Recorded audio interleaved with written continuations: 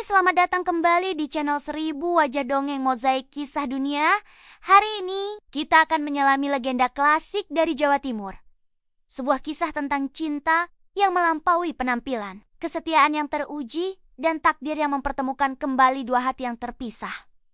Ande-ande lumut dan Klenting Kuning. Dahulu kala, di tanah Jawa, kerajaan Jenggala yang dipimpin oleh Raja Jayeng Negara dan kerajaan Kediri di bawah Raja Jayeng Rana bersatu kembali. Persatuan ini dikukuhkan melalui pernikahan agung antara putra Jenggala, Pangeran Panji Asmorobangun, dan putri Kediri, Dewi Sekartaji. Mereka hidup bahagia, melengkapi satu sama lain, dan menjadi harapan bagi kedua kerajaan. Namun, kebahagiaan itu tidak bertahan lama. Ketika Pangeran Panji Asmorobangun sedang berburu di luar istana, musuh menyerang kerajaan Jenggala.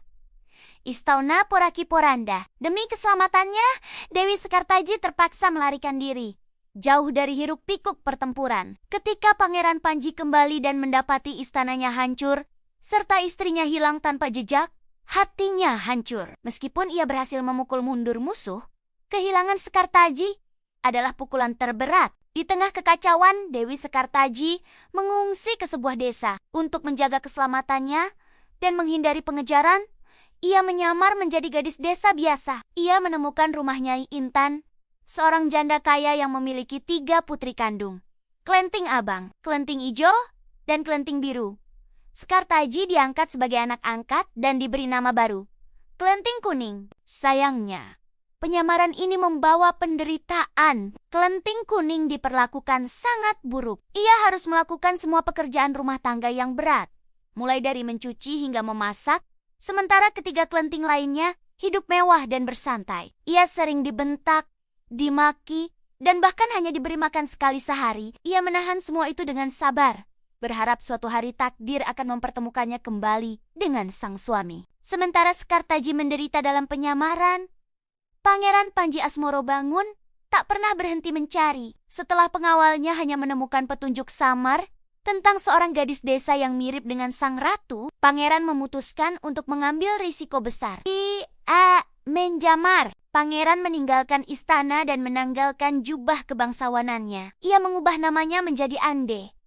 Ande Lumut, seorang pemuda yang sedang mencari jodoh. Ia menetap di desa Dadapan dan mengangkat seorang janda tua bernama Mbok Rondo sebagai ibunya. Untuk memancing istrinya keluar dari persembunyian, Ande-ande Lumut pun mengumumkan sayembara. Ia mencari calon istri, dan berita sayembara ini menyebar dengan cepat, mencapai telinga Nyai Intan dan ketiga putrinya, Klenting Abang, Klenting Ijo, dan Klenting Biru, yang tergiur dengan ketampanan Ande-ande Lumut dan janji kehidupan mewah, segera berdandan habis-habisan. Mereka bersiap berangkat menuju desa Dadapan, penuh harapan untuk dipilih menjadi istri pemuda kaya raya itu. Klenting Kuning awalnya tidak tertarik, hatinya hanya tertuju pada suaminya, Pangeran Panji, dan ia merasa sayembara itu tidak relevan baginya. Namun, seekor bangau ajaib tiba-tiba muncul dan berbisik padanya, memberitahu bahwa di Dadapan, ia akan bertemu kembali dengan suaminya yang telah lama hilang. Bangau itu juga memberinya sebuah pecut sakti, sebuah pusaka untuk melindunginya di perjalanan. Mendengar hal itu, Klenting Kuning pun akhirnya memutuskan ikut, meskipun ia hanya mengenakan pakaian lusuh dan compang-camping. Jalan menuju desa Dadapan tidaklah mudah. Mereka harus menyeberangi sungai luas yang dijaga oleh seekor kepiting raksasa bernama Yuyu Kangkang. Yuyu Kangkang bersedia menyeberangkan siapapun, tetapi dengan satu syarat yang sangat menjijikkan. Imbalannya adalah sebuah ciuman. Klenting Abang, Ijo, dan Biru yang sudah tak sabar bertemu Ande-ande Lumut, tanpa ragu menerima syarat tersebut. Bagi mereka, sebuah ciuman dari makhluk buruk rupa itu adalah harga kecil yang harus dibayar demi kekayaan dan kemewahan. Satu persatu mereka menyeberang dengan menodai kehormatan diri. Mereka berhasil sampai di seberang, tetapi integritas mereka telah hilang. Kemudian tibalah giliran Klenting Kuning. Ketika Yuyu Kangkang mengajukan syarat yang sama, Klenting Kuning menolak mentah-mentah. Ia berpegang teguh pada kesetiaannya kepada suami. Dengan pecut sakti pemberian bangau ajaib, ia memukul air sungai. Seketika, air sungai menyusut Dan Yuyu Kangkang ketakutan melihat kekuatannya. Makhluk itu akhirnya menyeberangkan kelenting kuning tanpa syarat apapun. Di tempat sayembara, kelenting abang, ijo dan biru tampil mempesona dengan pakaian terbaik mereka. Mereka berusaha keras memikat hati Ande-Ande Lumut.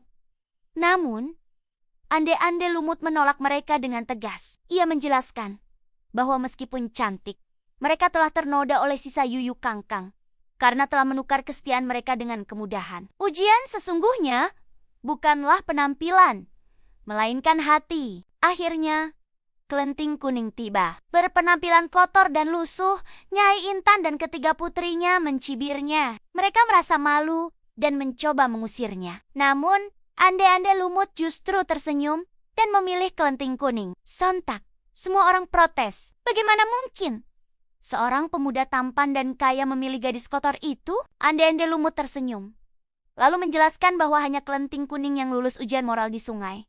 Hanya dialah yang menjaga kesetiaannya. Saat itu, Huga Ande-Ande Lumut membuka penyamarannya. Ia adalah Pangeran Panji Asmoro Bangun. Kelenting kuning yang kaget sekaligus bahagia juga membuka penyamarannya, kembali menjadi Dewi Sekartaji yang anggun. Panji Asmoro Bangun membawa Dewi Sekartaji dan Mbok Rondo, ibu angkatnya di dadapan, kembali ke istana. Sementara itu, Nyai Intan dan ketiga putrinya kembali ke desa mereka dengan rasa malu dan penyesalan mendalam. Mereka telah kehilangan kesempatan emas karena kesombongan dan ketidaksetiaan mereka. Kisah Ande-Ande Lumut mengajarkan kita bahwa kesetiaan dan ketulusan hati akan selalu mengalahkan kesombongan dan penampilan fisik. Cinta sejati tidak diukur dari pakaian yang dikenakan atau harta yang dimiliki, tetapi dari kehormatan yang dijaga dan keteguhan hati dalam menghadapi ujian. Semoga kisah ini menjadi pengingat bagi kita semua tentang pentingnya nilai-nilai murni dalam hidup. Terima kasih sudah menyimak Kisah Nusantara. Jangan lupa like, komen, dan subscribe agar tidak ketinggalan cerita-cerita menarik lainnya dari seluruh penjuru Indonesia. Sampai jumpa. Humpa.